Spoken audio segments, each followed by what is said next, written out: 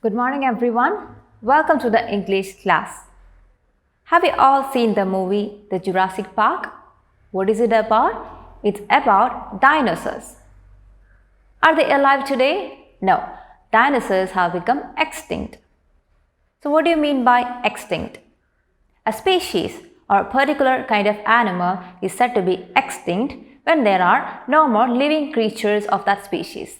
On the other hand, an endangered species is one which is very close to extinction, but human efforts can still save it from dying out. National parks. Have you heard of national parks? National parks help in protecting endangered animals and helps increase their population. A national park is an area set aside by a national government and it aims at protecting the natural environment and the animals living inside that place. There are about 101 national parks in India, out of which about 6 are in Kerala. Now you might have heard about a blog. What do you mean by a blog? A blog is a regularly updated website or web page typically run by an individual or a small group, and it will be one written in an informal or conversational style. A blog can be on any topic such as fashion, food, travel, movies, but the most popular types of blogs are travel blogs. Travel blogs with their easy style of writing gives a vivid imagery to its readers and tempts them to visit that place. So today we are going to learn a chapter which is called A Visit to the Kaziranga, and this is a blog or a travel post written by the travel writer Lakshmi Sharath. She is one of the most loved female travel bloggers in the country, and this story, A Visit to the Kaziranga, is about her visit to the Kaziranga National Park in Assam. The Kaziranga National Park is home to the Great Indian One-Horned Rhinoceros. Now, the Great Indian One-Horned Rhino is one of Asia's most successful stories, and it was once an endangered species, and it improved its status from endangered to vulnerable following a significant increase in their population. However, the species is still under threat due to poaching for its horn. What do you mean by poaching? Poaching means the illegal hunting of or capturing of wild animals. So the species is still under threat due to poaching for its horn and also the loss and degradation of its natural habitats. So the story, A Visit to the Kaziranga, is about the adventures that the writer had with elephants and rhinos that she saw in the Kaziranga National Park. With her easy style of storytelling, the writer hooks her readers to her post, and in the end, she delivers a subtle message. She delivers a message that if we intrude into the place of animals, if we intrude into the homes of animals, they will intrude into our homes. Now let's read her adventurous story of a visit to the Kaziranga National Park. All of you please take your English reader and turn to page number 97. So there is a warm-up session given there. Read the conversation between Raj and Rema. Have you ever been to a national park? And then Raj says, yes, I went to Jim Corbett National Park last summer. So the Jim Corbett National Park was also known as the Hailey National Park, and it was the first national park established in India, and it's in Uttarakhand. Let's see what Rema replies. Oh wow, how was it? What did you do? Did you see any animals? Oh, it was amazing. We stayed in the forest guest house and went out every morning to look for animals. We saw tigers, deer, elephants, and even a hyena. Now talk to your elbow partner about a national park that you have visited or would like to visit. So there was a warm-up session. It was a conversation between Raj and Rema, and they were talking about Raj's visit to the Jim Corbett National Park last summer. Now let's move on to the post. Please look at your textbook. Read this interesting travel post on a visit to the Kaziranga National Park. It is dark and misty and I can barely see anything in front of me. It is 4 a.m. So it's very early in the morning. It's 4 a.m. in the morning and the atmosphere is still dark and misty. It's 4 a.m. in the jungles and the denizens of the forest are slowly waking up. So the writer, Lakshmi Sharath, have reached the Kaziranga National Park and they seem to be staying in a guest house and they have woken up very early. It's 4 a.m. and it's all dark and misty around and it's a jungle. And it seems that the denizens means the people or animals living in a particular place are called its denizens. It seems that the denizens of the jungle are just slowly waking up because it's very early in the morning. We are a motley crowd of wildlife enthusiasts across the country who do not know each other and yet we make polite conversation in the early hours waiting for the elephants. We are a motley crowd. Motley means a mixed or a variety of people. Motley crowd means there are different types of people from different parts of the world who are all wildlife enthusiasts. Enthusiast means someone who is very excited about something or someone who has a special interest. So, these people were all very interested in wildlife. They have come from different parts of the world to the Kaziranga National Park. These people did not know each other, but they were making conversations. And they were all waiting for the elephants. Why? Because in the Kaziranga National Park, there is a provision for elephant safari, which means people can ride on top of elephants to see the places and the animals. And now what they see? A herd soon gathers, including a couple of calves who totter beside their mothers and insist on meeting the rhinos. So what they see in front of them, they see a herd of elephants and there were also baby elephants or calves who were standing unsteadily or totter beside their mothers. Let's continue reading the post. All of you please turn to page number 100 now. Now, I'm in Kaziranga National Park on an early morning safari and we are tottering around the forest on an elephant's back. So that's what I told about elephant safari. People can travel around or move around on elephant's back and it's called elephant safari. Although I would have preferred the jeeps, I was told that the morning safari at dawn is usually on an elephant's back as we head out into the jungles amidst the dense grasslands. Although the writer preferred to travel in a jeep, someone suggested that it's best to choose the elephant safari to see around the places and the animals.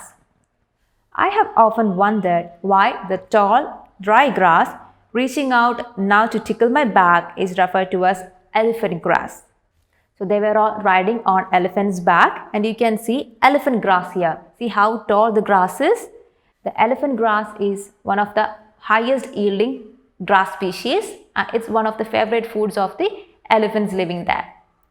And since the grass was so tall, while they were riding on the elephant's back, the grass was tickling them. Cutting through the wilderness at dawn, I realized that some patches have been burned, but we are enveloped by these grasslands as we slowly amble away.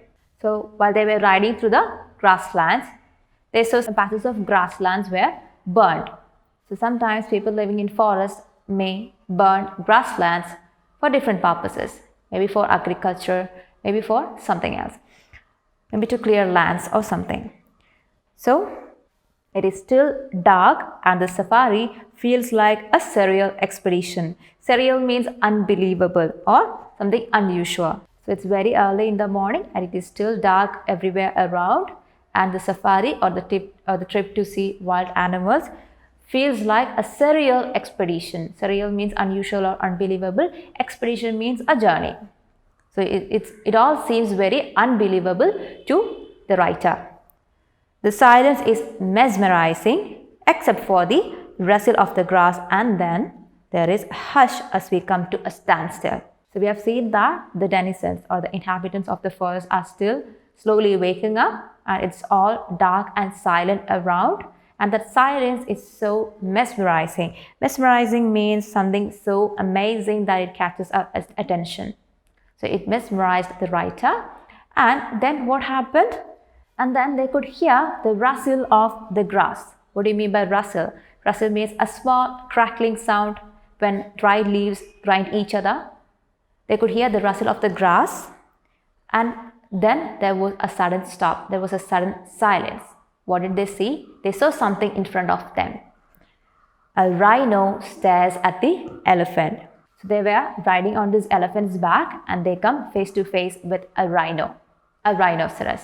So this rhino is staring at the elephant. As I reach out for my camera, the silence is shattered. So the writer was about to click a picture, but then what happened? The rhino charges at the elephant, who in turn storms forward with a loud trumpet, almost drawing all of us down. So when the writer was about to take her camera and click a picture, the rhino charges at the elephant. The rhino comes forward quickly to attack the elephant, and the elephant is also trying to attack the rhino. The elephant also charged back with a loud trumpet. And all the people who were on the elephant's back, they almost fell down. They were about to fall down to the ground.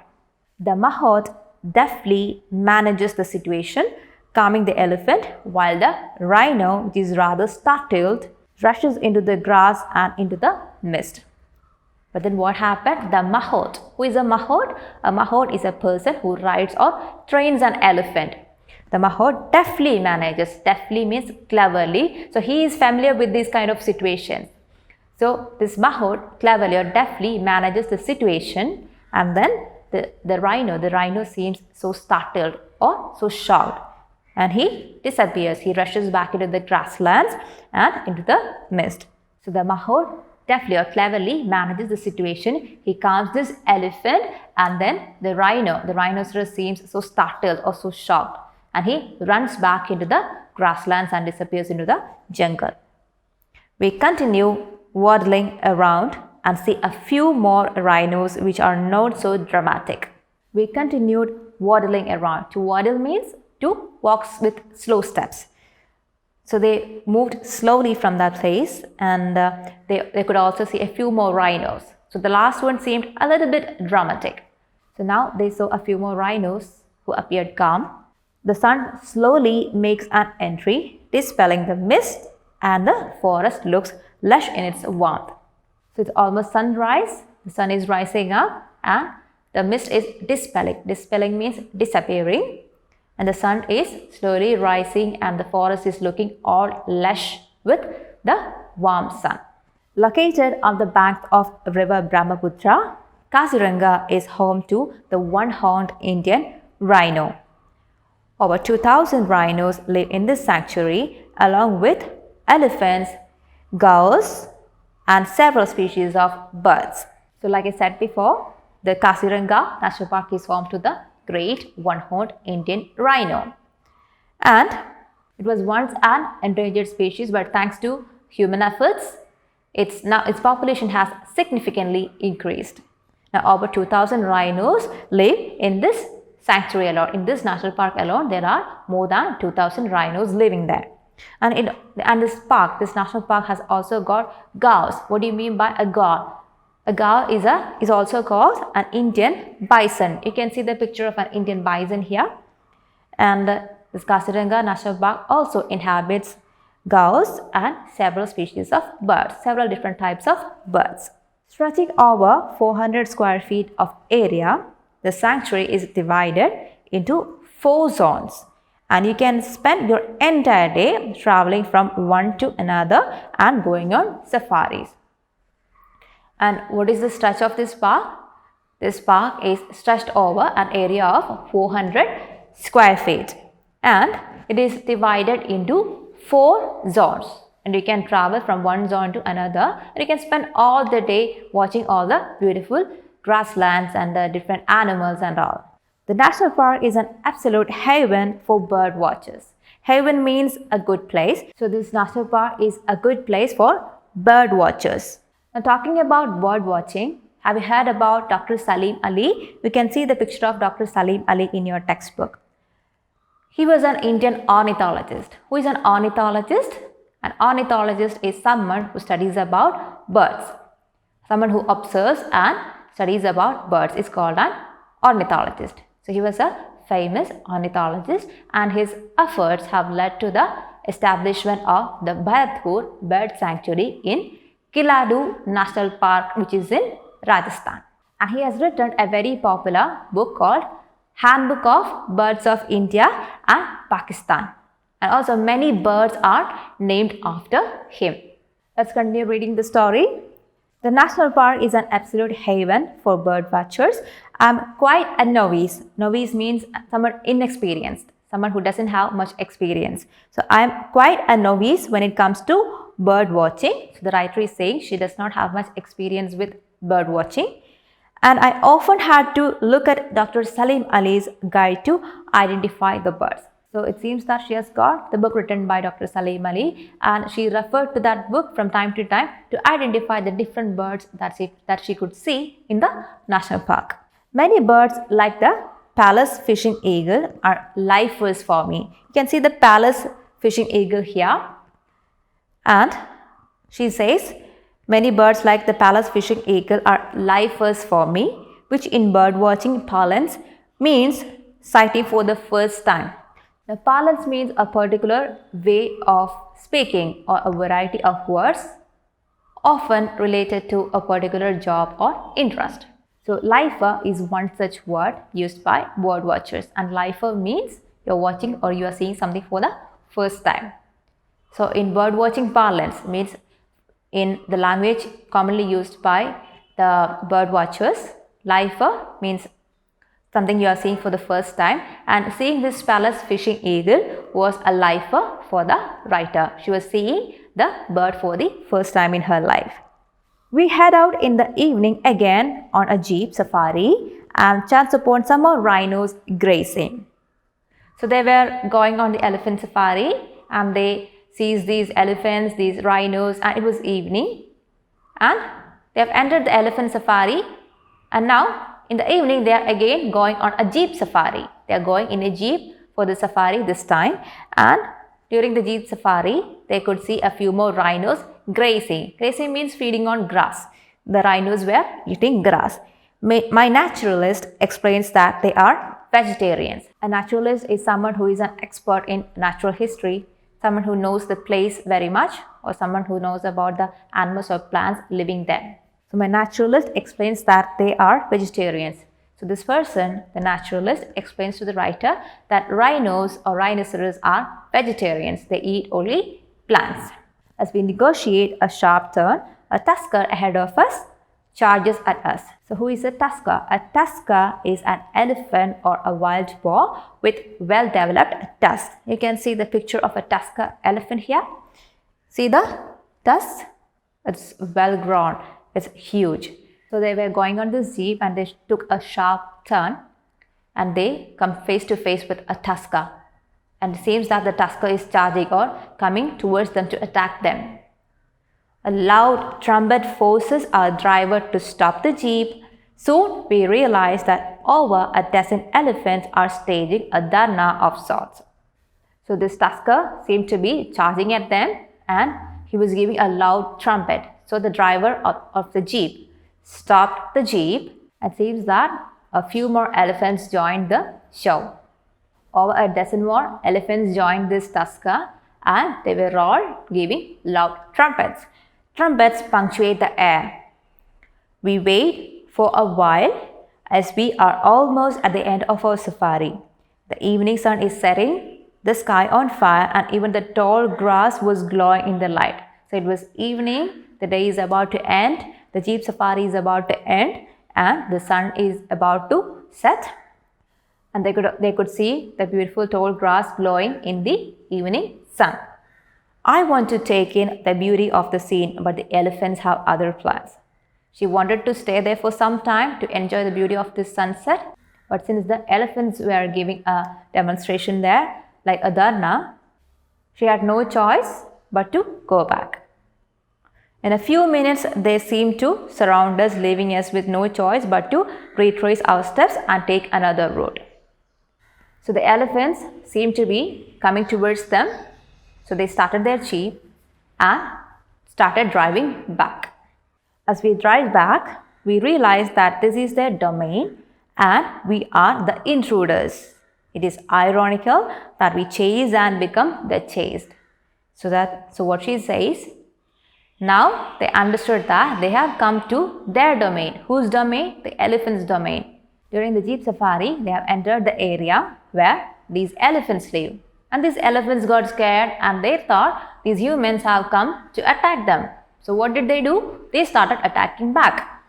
So the writer is saying that since the elephants felt that these humans came there to attack them, to chase them, these humans got chased instead. Means if we intrude into the place of animals, they'll intrude into our place. So that was an adventurous journey. Now the writer has written about how to reach the Kaziranga National Park. Getting there, Kaziranga is in Assam and Jorhat is one of the closest points, 84 km if you are traveling by train. So if you are trying to reach Kaziranga is in Assam and the nearest or the closest point, if you are traveling by train, the closest point is Jorhat, which is 84 kilometers from Kaziranga. My suggestion would be to get to Guwahati and drive down from there. So she is suggesting that we reach Guwahati instead and drive down from there. The distance will be about 217 kilometers. So from Guwahati to Kaziranga, the distance is about 217 kilometers if you are traveling by car. The main gate is at Kohora and there are several resorts around the place. So there is a main gate for the Kaziranga National Park, which is at Kohora, and there are several resorts around the place where you can stay. And she also has written about best time to visit the place. November to March is the best time to visit the Kaziranga National Park. During the monsoon, the Brahmaputra floods the entire sanctuary and all animals are forced to move within. So this sanctuary is situated along the banks of river Brahmaputra. So during the monsoon season, when it is raining, the Brahmaputra river floods, it overflows and all the animals will be forced to move inside the forest to go deeper into the forest. So the best time to visit Kaziranga is from the months November to March. So this blog was quite interesting as well as informative. Now let's have a look at the new words that we learned in this chapter once again. Denizens means inhabitants. Motley means mixed or a variety of. Surreal means unusual or unbelievable. Mesmerizing means something so amazing that it catches our attention. Now parlance. Parlance is a way of speaking, a particular way of speaking or a variety of words which is used especially in a particular kind of job or an interest. Naturalist is one who studies living things and their environment. Now children, as an activity, you have to read the story again and again. You have to read the post again and again and also read more about Kaziranga National Park. There are a few facts given in page number 98 and 99 of your textbook itself. Go through the facts given there. You can see some pictures as well. And you have to find out the names of national parks in Kerala and you have to write the names in your notebook. And also you have a do and learn page in page number 96. In the do and learn page, there is a term given. It's called Project Rhino and it's a project aimed at protecting rhinos. And you have to read more about this Project Rhino. You can do research about it online in the presence of your parents. And there are a few more activities given in the same page. There is one activity given there to make a safari binocular. You try making it and if you are done with it, you can take a picture and send us to Teams. So at the bottom of the page, you can see listen to the song Don't Touch My Horn and sing it. So you might have heard about the earth songs. I hope you have downloaded the application and you can hear interesting songs about nature and animals and plants in it. So there is one song in it called Don't Touch My Horn. You have to listen to it and try singing it. Now, I suggest you go through the writer Lakshmi Sharat's blog. It's called lakshmisharat.com. You can read more about her travels in that website. And now you have to read more about Dr. Salim Ali, the famous ornithologist. So that's all for today, children. Hope this was interesting. See you all in the next class. Till then, bye.